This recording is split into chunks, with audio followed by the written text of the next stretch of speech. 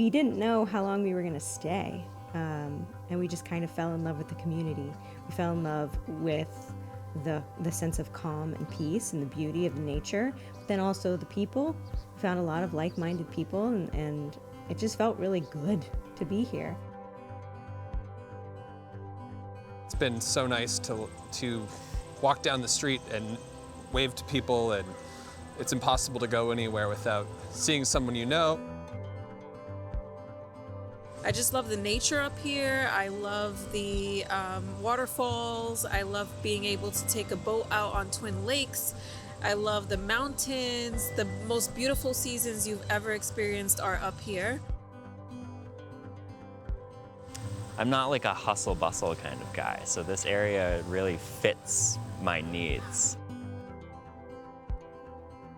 I love the culture of this place, the way that I've found so many incredible people who also live here because they love the land and also appreciate connecting in community.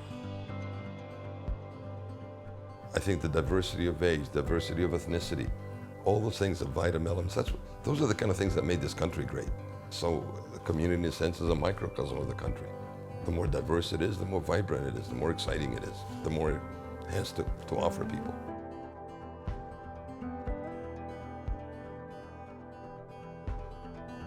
I'm not in a position right now where I can buy a house, maybe eventually, just certainly not right now. It's all way, way out of my price range. And in order for me to be able to stay here and continue being involved in the community, taking advantage of this wonderful place, I need affordable housing, I do.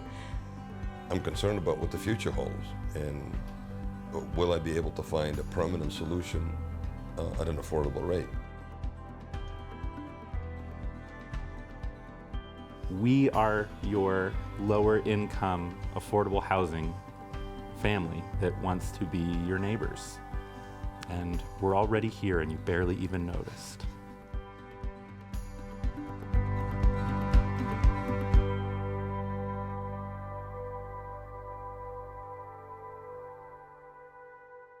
My name is Carla. I grew up in Falls Village and I now live in Torrington. When I first moved back here to Falls Village, I became the assistant town clerk. I was going to become the town clerk of Falls Village.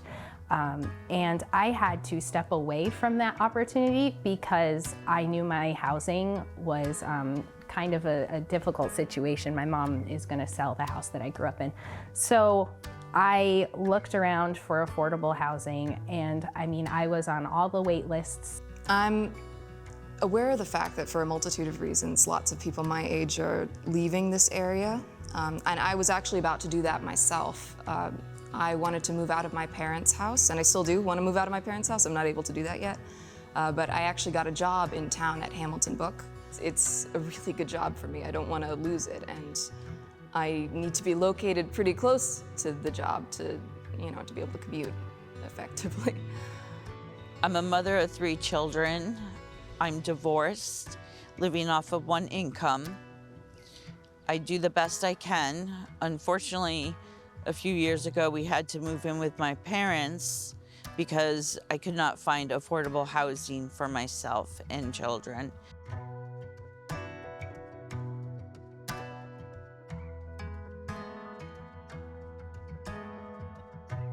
So I've been very fortunate to have lived in Falls Village all my life. And I don't really think I need to go that much into how special of a place it is. It's such a small community. Everybody's so caring here, and I was able to take advantage of going to the local school system. I went to Kellogg.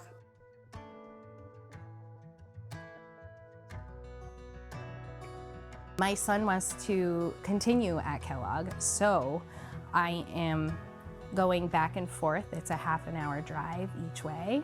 So that's 2 hours of driving a day just to make sure that my son is at Kellogg where he's comfortable. So as of now, we've been in Falls Village for just a little over 2 years, and we've really enjoyed our time. Unfortunately, we think that that time might be coming to an end. We would love to find a way to stay in the community and to set down roots. But as we're going into this new housing situation for us, it makes it really difficult to make any firm decisions about what, we need to be signing him up for a daycare now.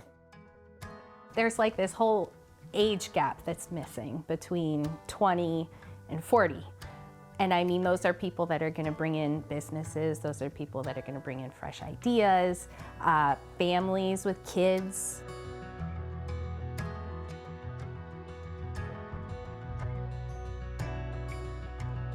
I've retired. I work here at Le Bon's a few days a week because I need to afford to live here. A lot of the people who work with me at Le Bon's have to travel quite some distance to find something if they're not still at home with their parents. Right now, I'm in an affordable situation, but it wasn't easy to find. A year and a half ago, I had to find something. I was barely affording what I had and then couldn't find anything. And this came up pretty accidentally. Having had the kind of education that I had, graduating from the Hotchkiss School, going on to Yale, and all the money that I made throughout my life, I never really expected to be in a situation where I would need affordable housing. But that's the way life goes sometimes, 3 divorces later, where I gave everything away, having put 3 girls through college, I'm in a situation where I can't find a permanent situation of affordable housing that I can afford, not because my income is low, but because my income is fixed. Because at some point my income will be fixed. It'll just be my Social Security check and nothing else.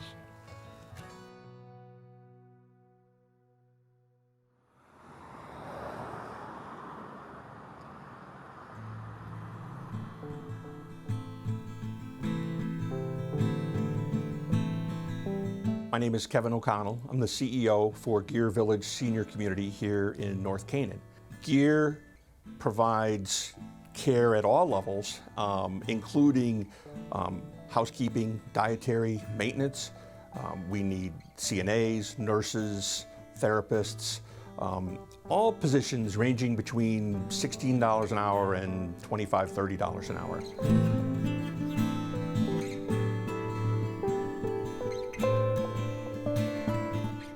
My name is Christina McCullough, and I am currently the president at Sharon Hospital. I have been a registered nurse for about 20 years now, and much of my career has been spent in the hospital setting. We live in a very rural community, and we are blessed to have much of our staff live locally, but we also have quite a high number of staff that have to travel, sometimes an hour or more to work. There aren't a lot of rental properties or affordable housing opportunities for our staff in our local community. And with changes in the economy, such as rising gas prices, this becomes even more challenging for us to recruit and be able to retain staff here at our local community hospital. So we will recruit people from as far away as Waterbury, from Simsbury. Even if we structure the shifts such, we can get them from as far away as Bridgeport, New Haven. We have to sometimes put shifts back to back. We have to put people up, allow them to sleep in an apartment overnight. But that's how far we're recruiting from in order to meet the demand. So housing affects healthcare in a couple of different ways. When we as healthcare professionals view healthcare through the lens of a healthcare provider, we're looking at the patient or our employers as a whole. And when we're looking at our patients, and we not only look at their physical and mental well-being, we also have to consider those social determinants of health, housing being one of them. As we plan either proactively to prevent disease and illness or plan to treat disease and illness, we need to consider the social determinants of health, because accessing food, medications, having a safe place to live is just as important as having that plan to heal or to prevent disease. My name is Ian Streever, and I'm the principal at Houstonic Valley Regional High School. Houstonic Valley is the high school for all the students in Region 1, and Region 1 extends from Kent in the south to North Canaan and the Massachusetts border at the north end. We have approximately 318 students at the moment who are attending Houstonic, and in addition to those students, we have students who come across the border from Massachusetts and from just over the border in Millerton and Amenia in New York as tuition students for our agri-science program. But it has become harder and harder for students and their families to remain in the area as the cost of housing goes up. It becomes difficult to offer some programs with so few students, and so some of the programs that depend on a certain amount of enrollment to be successful, we're not able to offer.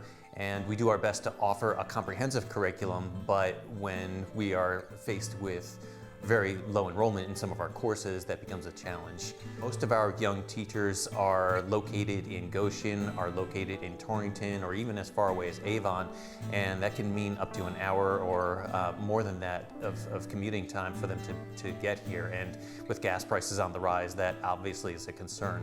We really have many, many reasons for wanting to keep our staff in the area as much as possible. The expense of the housing stock in the area is making that really difficult. There are very few places that we can recommend to young teachers that would be affordable to them, and so consequently very few have been able to stay in the immediate area.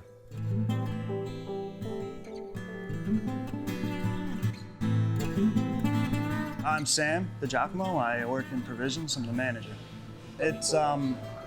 It's tough for a lot of people working in this industry, like in the restaurant industry. I think part of the reason we see this kind of staffing problem in the restaurant industry around here right now is because no one can make that commute and no one can afford housing around here. I'm Jana Siller. I'm the farm director at Adama in Falls Village. Adama Farm is a community farm. We do a lot of education here on the farm. We host a fellowship program, a residential program for individuals who come from all over the country to experience life on the land. We have a vegetable CSA program, so about 80 families in the northwest corner pick up vegetables from the farm. The lack of affordable housing affects farming in this area really profoundly. Our farm, Adama, we are lucky to have access to housing for our employees at the retreat center where we're located. And I think that's probably a primary reason why we are here and are viable as a farm. Because in order to have goods and services and community that we want in this area, we need places for people who are providing those to live. Having local food is really a cornerstone of a community. Food security depends on us having, viable farms that are producing food that we can eat right here and not having to depend on larger networks all the time of food production.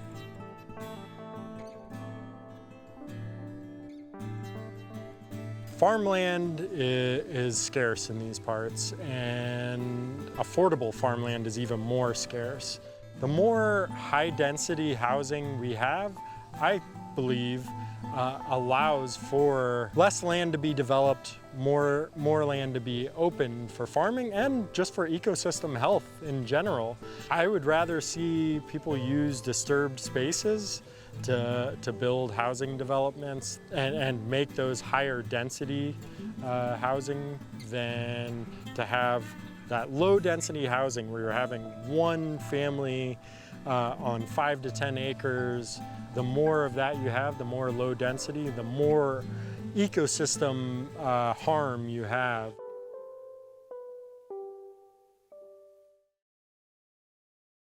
My name is Sean Gio. I'm Senior Policy Advisor at Partnership for Strong Communities. We're a statewide nonprofit organization working to expand housing opportunities in Connecticut. I work on research and policy development to expand housing in communities across the state and to understand housing markets across the state. Ideally, a household should spend no more than 30% of their income on housing costs, which includes mortgage or rent and their utilities. In Connecticut, over half of renters and about a quarter of homeowners spend more than that.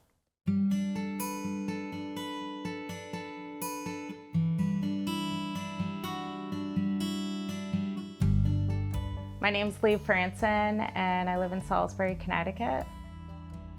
So I currently live in Sarum Village, and I live in one of the newer units. This is Sarum Village 2, and it's just a complex for affordable housing. I love it because it makes it so I can afford my housing, and I can also afford to give my daughter what she needs. My daughter in college, I can help her.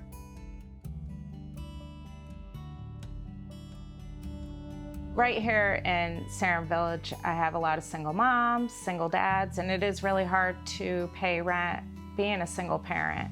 So it's just made it more affordable for single moms in this area, or single dads, or retired people to be able to afford to live here and to afford groceries and your basic needs. And I'm able to do that.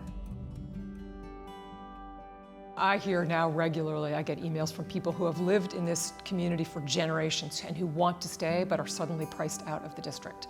And these are the people we want to keep here. These are our volunteer firefighters. These are our teachers. These are the people who work in our local restaurants. They are the people who take care of you when you go into the hospital. They are the volunteer firefighters and ambulance drivers that really are the lifeblood of our community. Affordable housing is really the long-term answer. I will not be able to afford to pay people to commute here forever. We have to start now and plan for the future. And it starts with housing.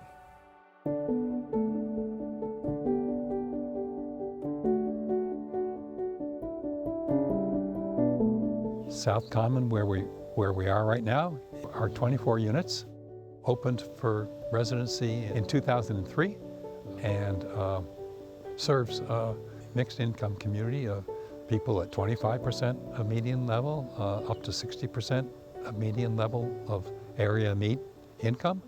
We conceived it as being a mixed age community as well, which it certainly has been, with young people making older people feel happy, and older people making younger people feeling happy living together here at South Common.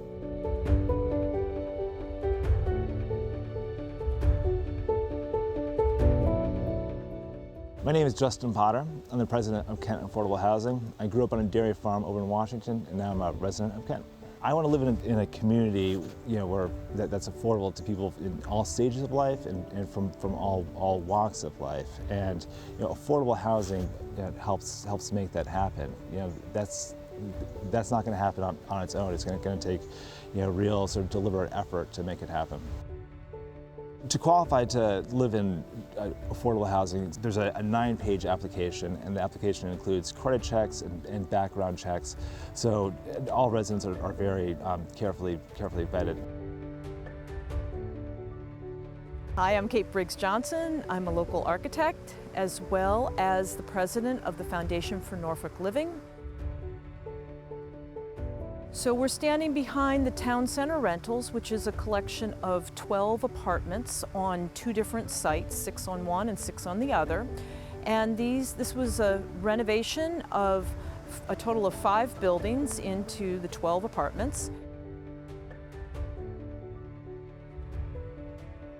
Everybody here that works, and not everybody works, some are retired, but everybody here that works is working in the local economy and supporting the schools, supporting the local grocery stores or convenience stores.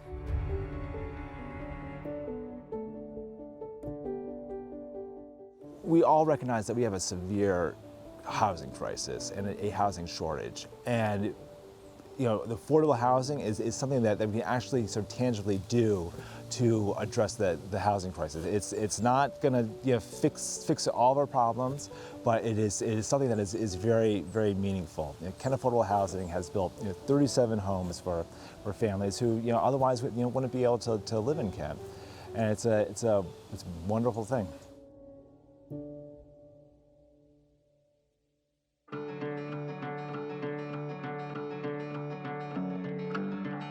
if I look at my own experience, I'm convinced that if a community like this, and I'm talking about the tri-state area here and specifically the northwest corner, if we don't really exert ourselves to provide affordable housing for all sorts of people, I think we're bound to stagnate. All of us have something to contribute, and all of us can contribute something of value.